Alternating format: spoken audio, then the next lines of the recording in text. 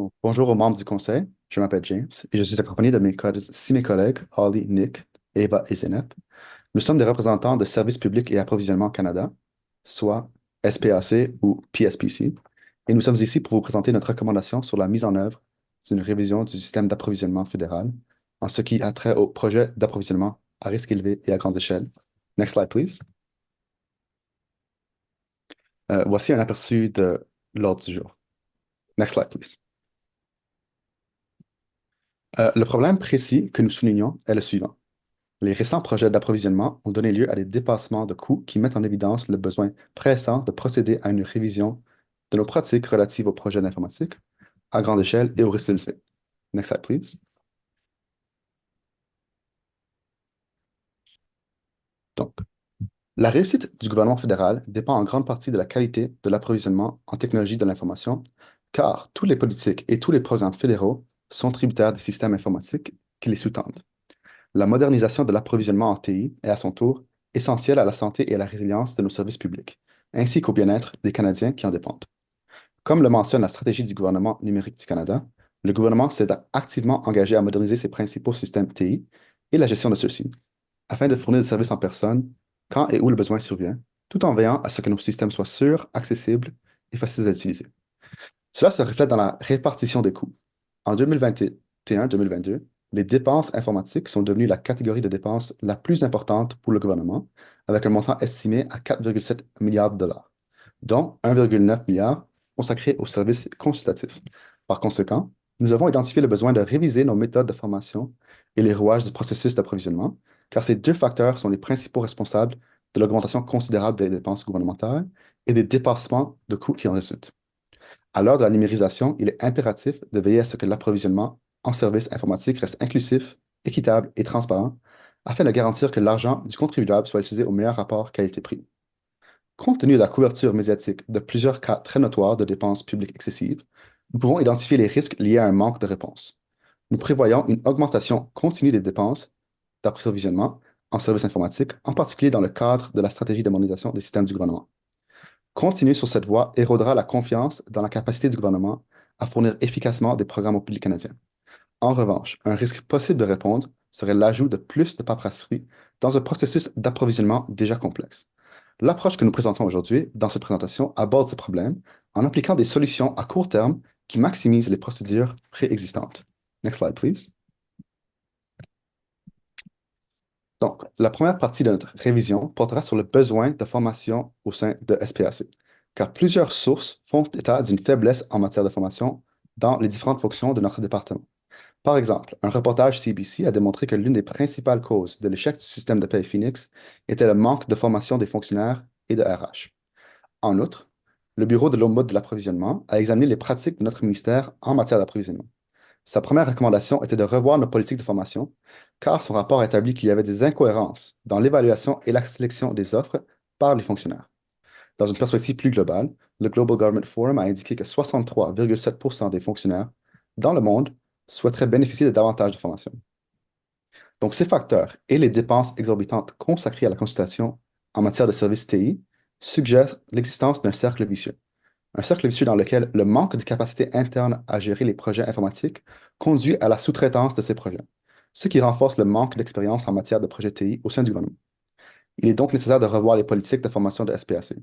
Une telle révision permettrait non seulement d'identifier les forces et les faiblesses de l'approche actuelle du département, mais aussi de repérer les lacunes en matière de savoir-faire qui existent, mais qui n'ont jamais été identifiées. En fin de compte, les approches actuelles en matière de formation ne fonctionnent pas, et une révision au sein du ministère permettrait de combler ce point faible. Nous brisons le cercle vicieux de la dépendance aux consultants externes grâce à une révision de la formation. Plus les employés sont formés aux questions informatiques, plus leurs évaluations sont précises. Cela aura aussi un impact sur la phase de planification de l'approvisionnement. Ma collègue Holly en dira plus à ce sujet. Next slide, please.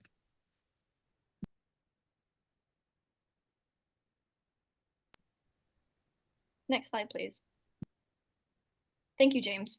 When we look at how the Government of Canada handles procurement and where things are most likely to go wrong, we have identified the design of statements of work as the most important factor in obtaining the right good or service at the best price, while minimizing need for later changes and costly amendments.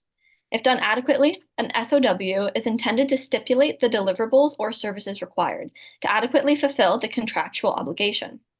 Accurately defining the requirements of a procurement project is a cornerstone of a successful procurement process, as client departments can save a lot of time and money if there is a clear, well-prepared description of what is required to complete a certain project.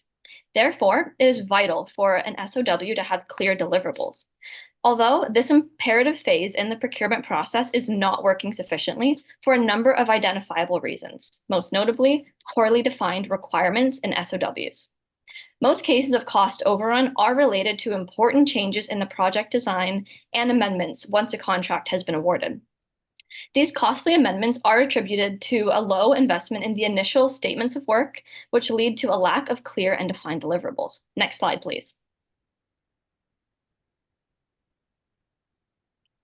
Next slide, please. We are able to clearly identify this impact when assessing the 283,203 contracts active since the 2017-2018 fiscal year. Of these contracts, 44,897 have at least one amendment. Of the contracts with amendments, the average increase in dollar value was 167%, representing an increase of $26.4 billion over the original contract values. Looking at the IT vendors that have been awarded the highest procurement project costs, we turn to IBM, where across 1,049 contracts active since the 2017-2018 fiscal year, 214 have at least one amendment. Of the contracts with amendments, the average increase in dollar value was 1,217%, representing an increase of $480.1 million over the original contract values. Looking at the category that has been responsible for the highest procurement project costs, we turn to IT, where the Government of Canada has spent an estimated $4.7 billion in 2021-2022 on IT contracts alone. Across the 69,991 contracts active since the 2017-2018 fiscal year, 13,052 have had at least one amendment. Of the contracts with amendments, the average increase in dollar value was 262%, representing an increase of $10.5 billion over the original contract values.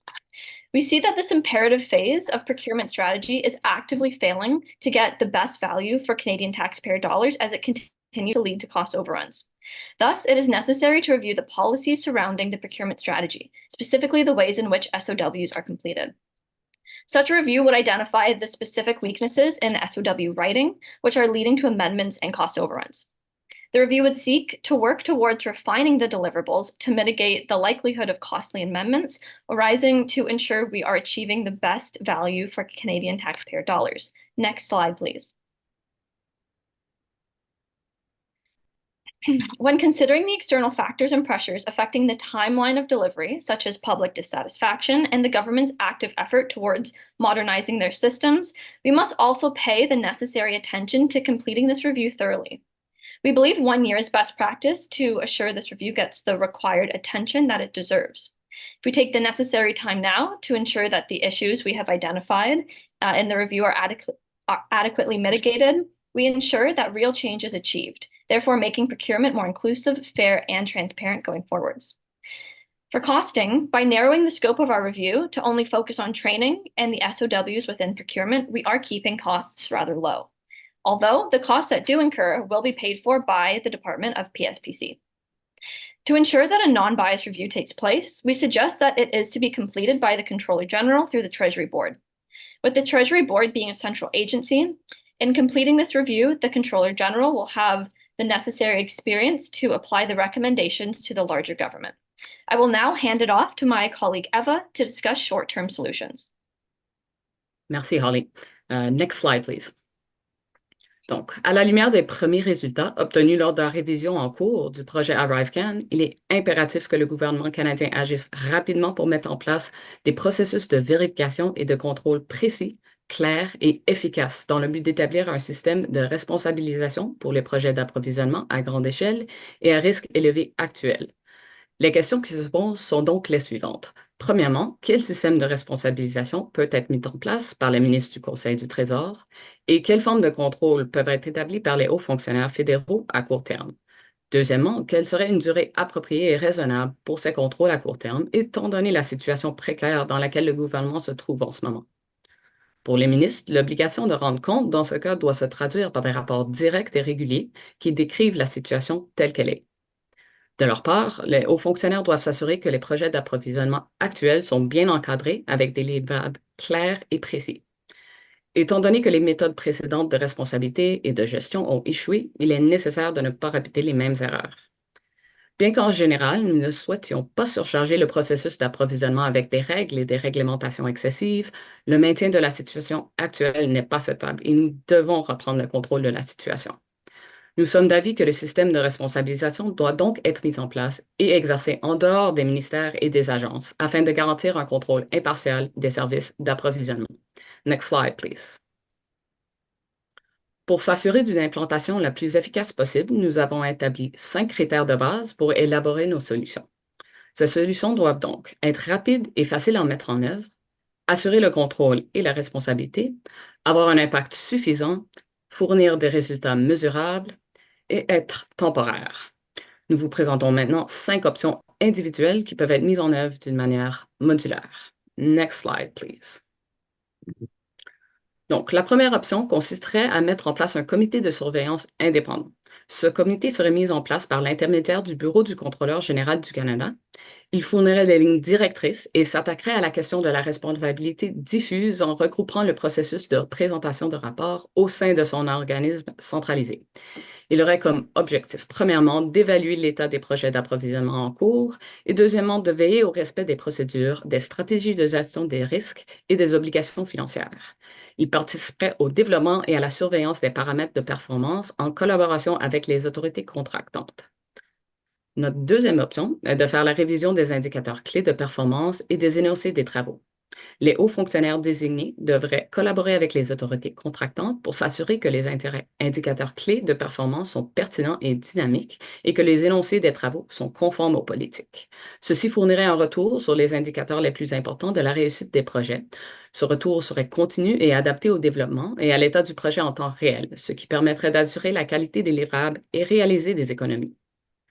Troisième option, la réexamination des étapes importantes. Les autorités contractantes, en collaboration avec les services juridiques, s'assureraient que les livrables sont clairs, précis, quantifiables et bien liés aux étapes prévues. Présentement, l'ambiguïté et l'absence de critères objectivement mesurables mènent à une mauvaise gestion et à l'approbation de livrables inadéquats. Cette option a pour but de garantir la qualité des livrables pour le gouvernement. La quatrième possibilité serait d'améliorer le mécanisme de protection des dénonciateurs. Pour ceci, il serait nécessaire de mettre en place une plateforme confidentielle avec de solides mécanismes de protection conçus pour encourager le signalement interne et externe des violations d'éthique. Comme l'a démontré l'affaire ArriveCan, l'insuffisance des mécanismes de dénonciation a entraîné des retards entre le signalement d'actes répréhensibles potentiels par Butler AI et l'enquête ultérieure de ces questions. Conformément à la loi sur la protection des fonctionnaires divulgateurs d'actes répréhensibles, un haut fonctionnaire désigné est chargé de recevoir et de traiter les divulgations d'actes répréhensibles. Comme ce mécanisme est interne à chaque ministère, il décourage les dénonciations par crainte de représailles. Donc, le but serait d'améliorer et de promouvoir les mécanismes de dénonciation efficaces afin d'encourager le signalement de comportements contraires à l'éthique. Finalement, un dernier et cinquième choix serait d'effectuer les modifications conditionnelles aux contrats d'approvisionnement problématiques actuels. Les contrats d'approvisionnement sont régis par le Guide des approvisionnements et le chapitre sur la gestion des contrats permet aux autorités contractantes, en consultation avec les services juridiques, de lancer le processus de modification conditionnelle où il y a volonté de résilier le contrat pour manquement. Il s'agit d'une option de dernier recours, en accord avec la gravité de la situation présente. Ces modifications conditionnelles permettraient au gouvernement de renégocier certains aspects du contrat pour des raisons opérationnelles. Cette flexibilité est essentielle compte tenu des défis actuels. Ceci engendrerait donc la renégociation des coûts des livrables et nous permettrait de diviser un projet en parties plus petites et de les redistribuer entre plusieurs parties contractantes, une méthode d'approvisionnement agile qui est déjà mise en place. Voilà un survol des possibilités présentes pour gérer et prendre le contrôle du problème auquel nous faisons face actuellement. Je vous passe maintenant à mon collègue Nicolas pour vous faire part de nos recommandations. Next slide, please. Thank you, Eva. Despite the many options previously presented, our top 3 options for exercising control and accountability are as follows. Implementation of an oversight committee. The Treasury Board Secretariat should approve the establishment of an independent oversight committee through the Office of the Comptroller General of Canada. The oversight body will be responsible for a number of important tasks involving the procurement processes, including providing guidance on mitigating current procurement challenges and consolidating the reporting process through a centralized body. Furthermore, it will review the current state of affairs pertaining to procurement projects. The review includes determining the cost of what has already been delivered and what will be delivered in the future. It will establish ongoing functional oversight for high-risk, large-scale IT procurement projects, which will include ensuring procurement practices are being followed diligently by contracted parties and proper financial oversight is being administered. It will also provide continual advice to deputy heads in order to ensure that the information on ongoing procurement projects is flowing effectively up and down the chain of command. It will also share the findings with the Office of the Auditor General, as it is their main role to follow the money and ensure that proper financial management is being adhered to. The independent oversight body will also be responsible for reviewing important key performance indicators for the contracts set between the PSPC and private organizations. Some KPIs that will be reviewed by the oversight body include, but are not limited to, monitoring cycle times, making sure we keep track on the number of days per procurement stage per solicitation. The main objective in mind, it would be to reduce cycle times between each stage of the procurement process and ensure the procurement process is more efficient and fair as a byproduct. We will also improve response rate solicitations. This will be implemented not only to track how many average responses each bid is receiving, but to steadily improve the rate of competitive solicitations. Finally, we also improve the diversity of vendor participation, tracking the number of small and medium enterprises participating in the number of procurement processes to further comprehend how the bidding process can be more attractive for small and medium businesses. This was with the intention of increasing vendor diversity, making the procurement process more equitable. We will also be monitoring statements of work. As stated by my colleague Holly, clear statements of work are required. If done adequately, a well-drawn-out statement of work, or SOW, will stipulate the deliverables or services required to adequately fulfill the contractual obligations. Clear statements of work shift the narrative of procurement contracts away from a per diem rate to a solutions-based system. In the current context of contracts, that means implementing the aforementioned KPIs and, if necessary, installing earn-back fees for not abiding by the stipulations in the contracts. The procurement process will be seen less as a transaction-based enterprise and more of a collaborative process between the PSPC and private organizations. Thirdly, we will implement milestone payments, which are a series of payments designed with specific objectives in mind. Once a milestone has been reached, payments for that respective deliverable will be issued, at which point the next gate will open and the following stage of the contract is set to begin. These milestone payments are implemented to ensure private sector organizations are sticking with their key deliverables in a timely, organized manner, and the PSPC has adequate oversight of the work being done. Next slide, please.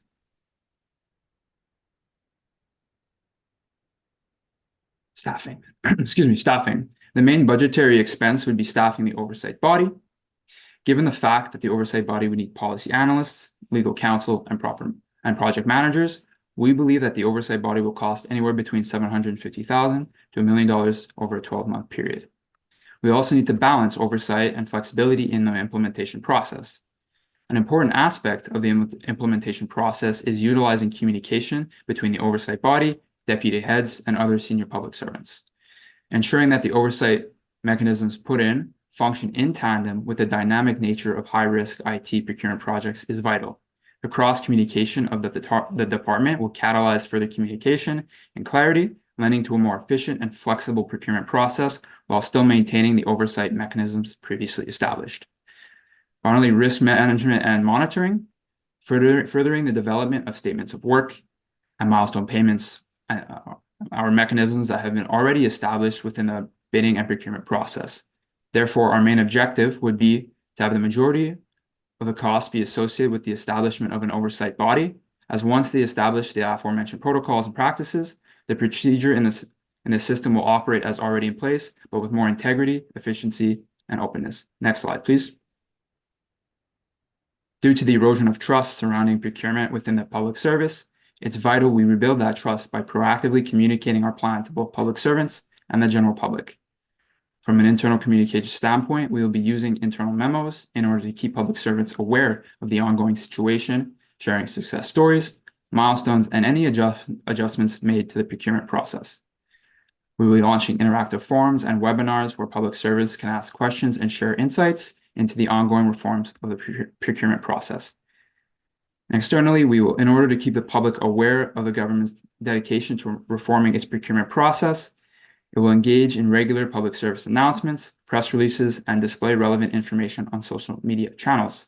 We will also demonstrate its transparency to the public via publishing regular reports, outlining key milestones and successes, and challenges related to the ongoing reform of the procurement process. With this, the process will be more collaborative and deliver better services to its external stakeholders, the public service, and Canadians as a whole. I will now hand it off to my colleague Holly with concluding remarks. Next slide, please. Thank you, Nicholas. And thank you to the panel for your time today. We will now open the floor to any questions. Well, thank you, Holly, and thank you to the entire team. We do have some questions, and we'll just jump straight into it. Philippe, maybe you can begin, please. Yes, thank you very much. This was a very thorough and well-done presentation.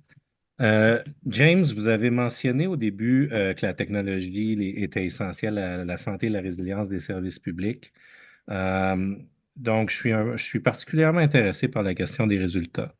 Les ministères sont demandés d'atteindre des résultats pour les Canadiens, sont sous beaucoup de pression de livrer la marchandise.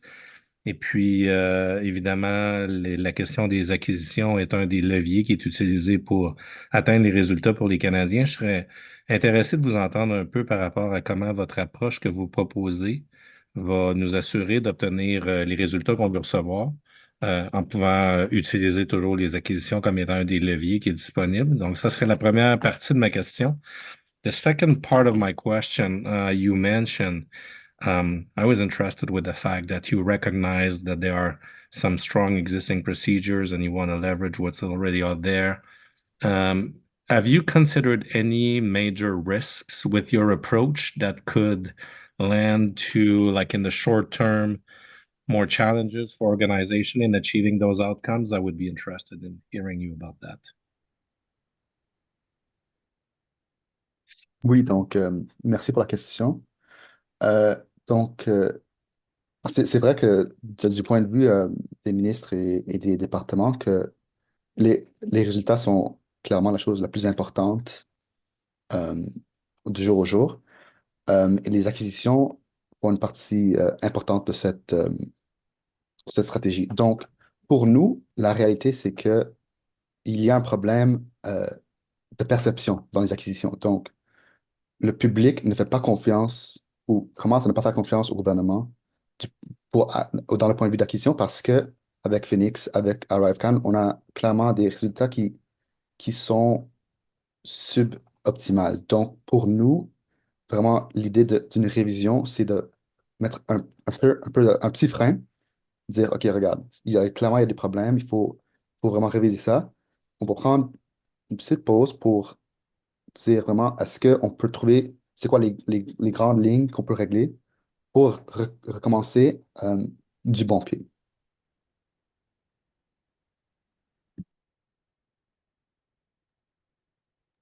Would you like to add something with regard to your risk management strategy? Any risks that you have identified with the current approach that could impede the capacity of the government to continue to achieve results while leveraging procurement? I can touch upon that.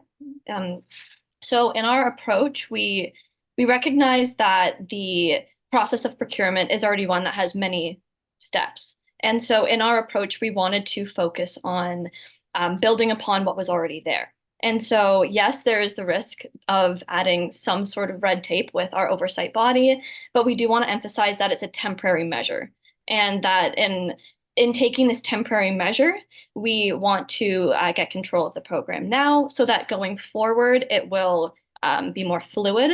But so we do recognize, of course, It will add red tape, but we want to emphasize that it is temporary. Thank you, Holly, for the answer. Okay. Ron, I might jump to you. We're running a little short on time, but over to you, please. Sure, I can try to be brief. So in terms of the steps you've outlined to address the short-term actions that can be taken to improve the procurement process, you clearly explained the steps you take. I was wondering if you could touch on what do you see the risks around those steps in terms of their ability to deliver improved outcomes, and how, well, first, what are the risks? And second, how do you think they can best be managed? Sure, I'm happy to take that question. Thank you. So as far as risks are concerned, of course, as my colleague Holly mentioned, again, we are adding red tape. So there is a risk that we bog down the system further, that these, that further delays are added already, that more complications ensue. But this is also the reason that we've chosen to take an external oversight body, so that this is not involved internally in the process. The idea here is really, we want to make sure that everything functions with the existing systems as quickly as possible, while still maintaining a good amount of control. We saw issues with ArriveCAN, we saw issues with Phoenix, there was a lack of oversight, there was a lack of red tape. So while there is a risk of adding the red tape, I would say that in this particular case, it is a necessary step, just temporary, to regain control. Thank you. Very helpful. Okay. We do have some more time, and Patrick, I might come to you, please. Sure, Marc. Bonjour tout le monde, bonne présentation. Merci pour ça. Il y a beaucoup de matériel qui porte à réflexion. Je vais être assez rapide. Moi, je m'intéresse à l'implication des vendeurs de l'industrie pour améliorer le processus d'acquisition. Puis, vous avez mentionné beaucoup d'emphase sur l'énoncé de travail. So all the statement of work and the definition of requirements critical to achieve the outcome, and you recognize there's some challenges there. Couldn't agree more with you. How do you see industry playing in trying to address this issue? I'll happily take that. So as mentioned by Holly and myself, in our research and in our work with other public servants throughout the process here, they've mentioned that although the statements of work are currently implemented, there has been issues with the way these firms have gone about actually going by the process. So at certain points in time, they've stated that it's been lackluster, and also the fact that there's been some unfortunate missteps in the process because small and medium enterprises were not involved or not properly informed on how to follow the proper procedures, thereby turning them away from the process, and thereby also discouraging them from the procurement process. So these clear statements of work will allow small and medium enterprises to further be a part of the bidding process and make this procurement process more efficient in its entirety. Okay, thanks, Nicola. Okay, well, we might have time for one super quick one on implementation, but you got about 12 seconds. Donna, please. Merci pour votre présentation bilingue, c'était vraiment respectueuse. Je voulais juste vous demander d'expliquer davantage des méthodes de dénonciateur. I'll just also say this part in English as well, so it's both, anyone can respond as the whistleblower aspect of your presentation in particular, because it is a very important part, especially if you're dealing with other issues of ethics. So si vous pourrez juste expliquer davantage les méthodes de dénonciateur. Comment vous pourrez mettre en œuvre cet aspect? Sorry, just to make sure I understand your question right, Donna, you mentioned whistleblower protections and why we didn't emphasize those more? No. I just wanted to see, could you explain it further, how it would be implemented? Okay. Because you have it in your presentation as an aspect you would consider. Yeah. Sure. I'm happy to take that question. So as far as whistleblower protections, the Canadian government, as far as seen, has tried to improve whistleblower protections, most recently 2017, 2018. However, this implementation would be an online platform, an online confidential platform that is centralized. And so, as I mentioned in my presentation, it is right now, each ministry has a whistleblower that is operated, a whistleblower platform that's operated by a senior federal official. This idea here is more to make it online, more easily Deep accessible. apologies, but we have to stop there. Thank you for your presentation and for visiting us today. We have other panels waiting, but much appreciated for your time.